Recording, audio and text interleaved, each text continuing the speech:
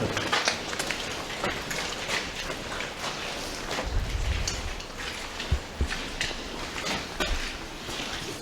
there. Are you here to test me or to torture me further? They're not the bucks that brought me here. Did they drag you in here too? Come in, come in. Join me. My apologies for my rudeness. I mistook you for the members of this club. There's no need to fear me. Well, at least not yet. I may be the newest initiate to this place. That is, if I can survive whatever trials they have in store for me. I only wanted to see what went on here, to finally know what caused the screams that come from here at night. I didn't think I'd get caught, but before I knew it, they had surrounded me, laughing, grabbing me and binding me, dragging me in here. And then they left me to wait and listen to the noises below, the noises of the screams, the laughter, the raised voices, the pounding. They'll be back for me soon.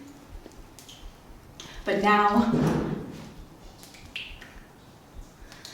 I'm left to wait and wonder and imagine what they're doing,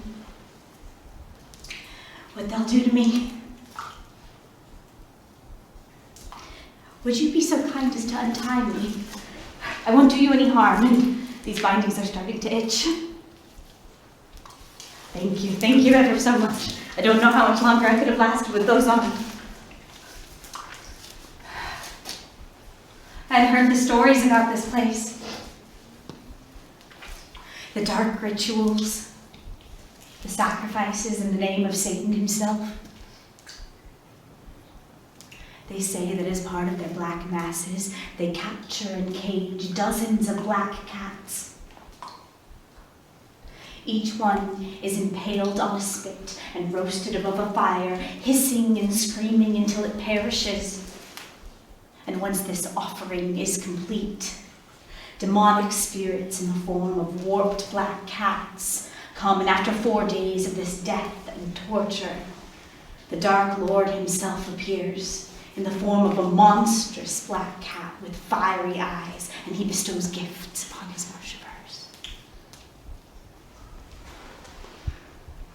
At first I assumed all of this was exaggerated and fed by nothing more than superstition.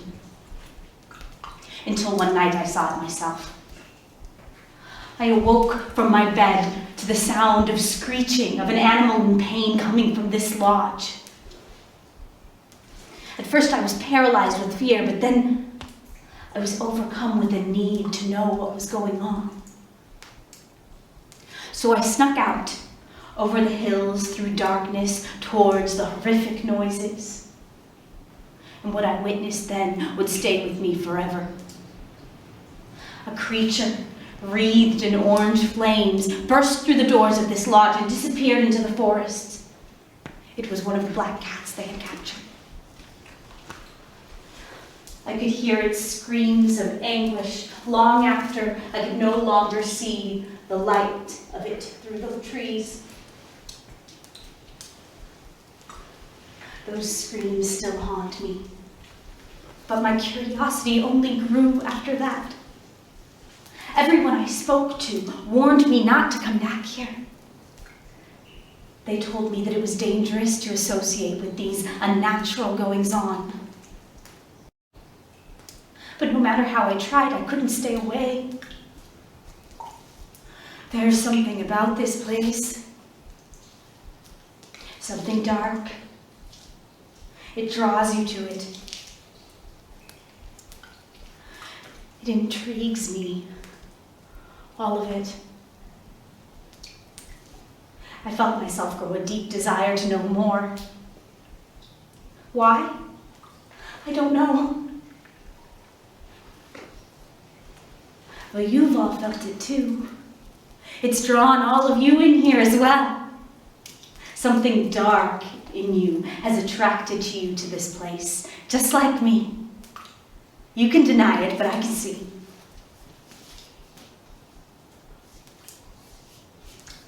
I think I want to feel as though I have purpose in this life beyond sowing seeds and feeding animals. The members of this club, they have purpose, something that drives them, as dark as it may be. They believe they are fated to serve him, their dark lord. And a part of me wants that kind of certainty in what I should do with my life.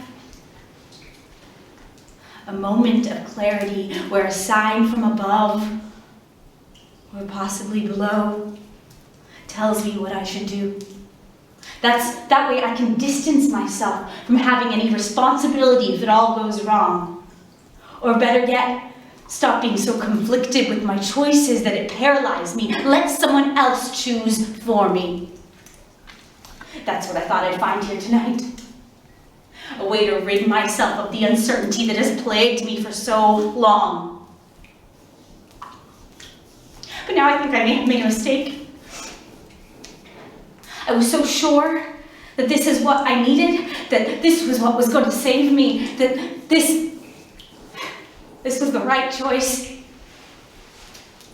But now that uncertainty is back to torment me again. Uncertainty. Uncertainty in the certainty that you thought you had found. It's always there. No matter how sure or certain you feel about something, it's still there. A layer of uncertainty right in the cracks of your peace. Do you let this feeling grow? Making the cracks bigger and bigger until the strain it puts on you is too much, until you shatter? Or do you plaster over it? Replace the broken stones with stronger ones, hoping that this will cover your doubts, make them fade away, hoping that this choice of this plaster of optimism is the right force to use. But how do we know that this anxiety and worry isn't some kind of instinctive, primal self-defense mechanism, something that you shouldn't push away or ignore or cover over? Something... Is it something that's keeping us safe? Or is it just a trick that your mind is playing on you? A trick that, if you heed or listen to, will only cause your destruction.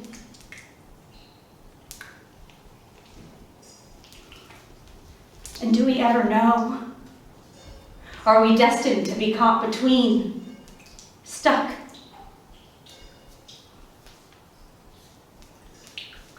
This uncertainty has surrounded me so often that sometimes I feel like the only choice is to become comfortable with it. The ever-presence of it. The periods of time where comfort and security are the norm are shrinking in the presence of growing and dominating uncertainty.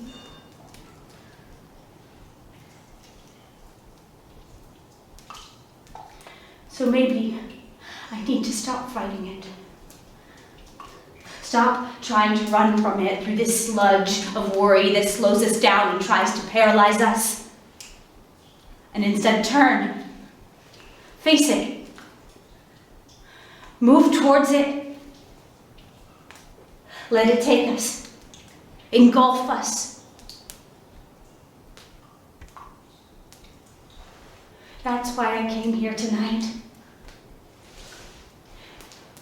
This place has always terrified me. It signifies the unknown, the unknowable. But I'm done pretending to have any of the answers. It's time to let the uncertainty surround me and become a part of me. Only then, in accepting that I don't know what will happen next, can I find any kind of peace.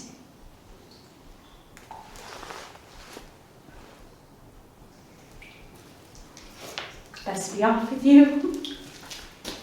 I don't think they'd take too kindly if I brought along friends. So go on. Don't worry about me, I'll manage. Go on.